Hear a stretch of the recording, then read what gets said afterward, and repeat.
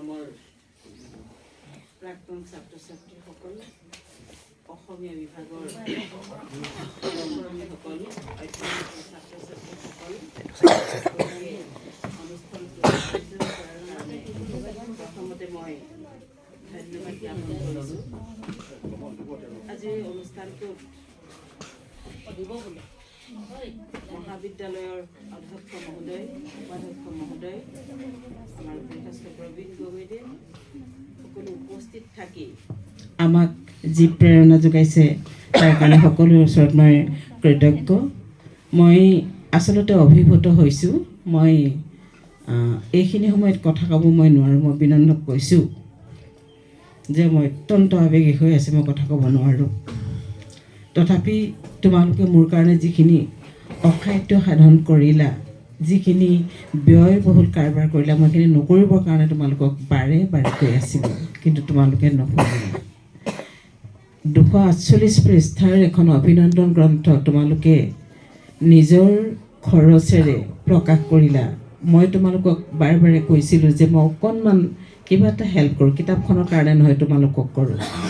তেতিয়া বিনন্দই মোক এটা কথা কৈছিলে, বাইদেউ আমি আঙুলি কাটি খাব লগা হোৱা নাই এতিয়াও।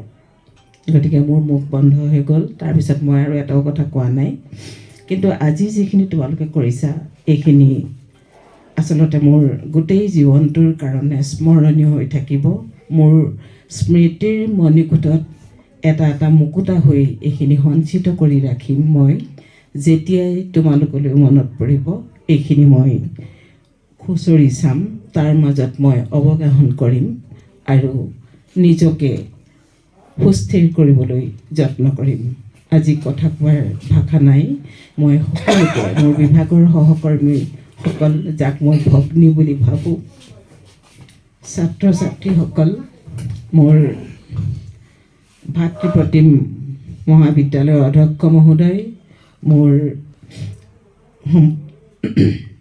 ঘৰৰ মানুহ, যাক মই সম্পৰ্কত মোৰ বৰজনা হয়, তেখেত গগৈ ছাৰ, সকলোকে এই অনুষ্ঠানটোত উপস্থিত থাকি মোক অনুপ্ৰেৰিত কৰাৰ কাৰণে সকলোকে মই ধন্যবাদ জ্ঞাপন কৰিছোঁ। প্ৰাক্তন ছাত্ৰ ছাত্ৰীসকল, বিভাগৰ ছাত্ৰ ছাত্ৰীসকল আৰু সহকৰ্মীসকল, সকলোকে মই অন্তৰৰ পৰা কৃতজ্ঞতা জনাইছোঁ, ধন্যবাদ জ্ঞাপন কৰিছোঁ। আজি কথা কোৱাৰ আচলতে সময় নহয়, মই কথা ক'ব নোৱাৰোঁ। ওৰেটো জীৱন এই মহাবিদ্যালয়ত কৰ্মৰত হৈ থাকোঁতে যদি কেনেবাকৈ কাৰোবাক মই কেতিয়াবা আঘাত দিছিলোঁ, অনিচ্ছাকৃতভাৱে, ইচ্ছা কৰি মই কাকো আঘাত নিদিওঁ, অনিচ্ছাকৃতভাৱে যদি মোৰ কথাত কোনোবাই কেতিয়াবা আঘাত পাইছে, কোনোবাই যদি কেতিয়াবা মোৰ কাৰণে কিবা অসুবিধা পাইছে, সকলোৰে বাবে মই সকলোৰে ওচৰত ক্ষমা প্ৰাৰ্থনা কৰি মোৰ আজিৰ এই বিশেষ দিনটোত ক'ব লগা কথা কেইষাৰ সামৰিলোঁ। ধন্যবাদ।